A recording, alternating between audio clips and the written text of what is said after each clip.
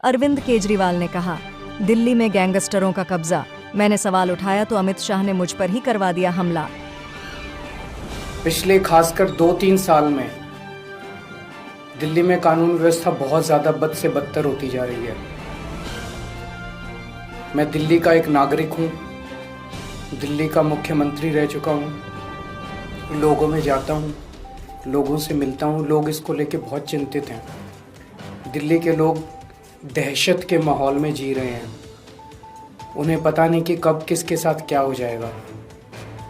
तो पिछले कुछ दिनों से कई दिन मैं कुछ नहीं बोला। मुझे लगा स्थिति सुधर जाएगी और ये एक ऐसा मुद्दा नहीं है जिस पे राजनीति होनी चाहिए। लेकिन जब स्थिति बद से बदतर होती जा रही है और खुलेआम दिल्ली के अंदर सड़कों के ऊपर गोलियां चलने लगी हैं, ऐसा लगता है कि गैंगस्टर्स ने दिल्ली के ऊपर कब्जा कर लिया है।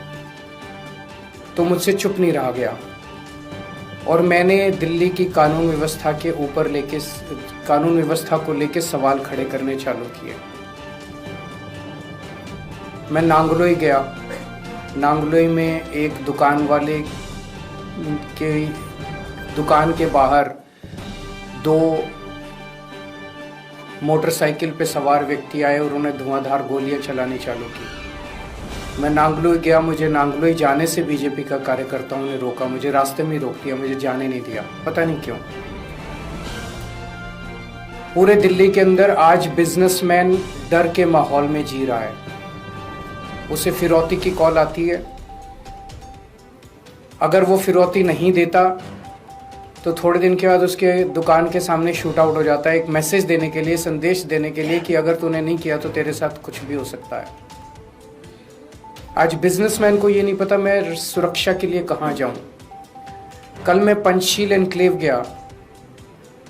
पंचशील एनक्लेव में वो एक तरह से देश का, दिल्ली का सबसे पॉश एरिया माना जाता है। वहाँ पे 64 साल के एक बुजुर्ग की निर्मम हत्या, चाकू गोद के उनकी निर्मम हत्या कर दी गई। सीनियर सिटीजन्स जो हमारे दिल्ली में बहुत हैं, बहुत सारे ऐसे बुजुर्ग हैं जिनके बच्चे बाहर चले गए पढ़ने के लिए, नौकरी करने के लिए, अकेले रहते हैं। वो आज दहशत के माहौल में जी रहे हैं। दिल्ली की महिलाएं दहशत के माहौल में जी रही हैं। कभी किसी के साथ ईव टीजिंग तो रोज़ का ही काम है, लेकिन कभी किसी का अपहरण हो जाता है, मर्डर हो जाता है, गैंगरेप हो जाता है।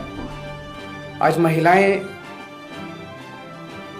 दहशत के माहौल में जी रही हैं। आज मैं तिलक नगर जा रहा हूँ। तिलक नगर 2 दुकान वालों से मिलूंगा जिनकी दुकानों के बाहर शूट आउट किया गया।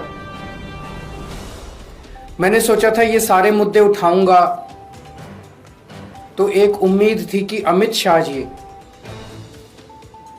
आप सब लोग जानते हैं कि दिल्ली की शिक्षा, स्वास्थ्य, बिजली, पानी, ये चुनी हुई दिल्ली की सरकार आम आदमी पार्टी की सरकार के पास है। लेकिन दिल्ली की सुरक्षा, दिल्ली की कानून व्यवस्था, दिल्ली के लोगों की सुरक्षा जो है वो केंद्रीय गृह मंत्री के सीधे अंडर में आती है, अमित शाह जी के अंडर में आती है। तो मुझे उम्मीद थी कि मेरे मुद्दे उठाने पे अमित शाह जी कुछ कार्रवाई करेंगे। अमित शाह जी बलात्कारियों को पकड़ेंगे, अमित शाह जी गैंगस्टर्स को पकड़ेंगे, अमित शाह जी पुलिस को बोलेंगे कि इस तरह की घटनाएं अब नहीं होनी चाहिए।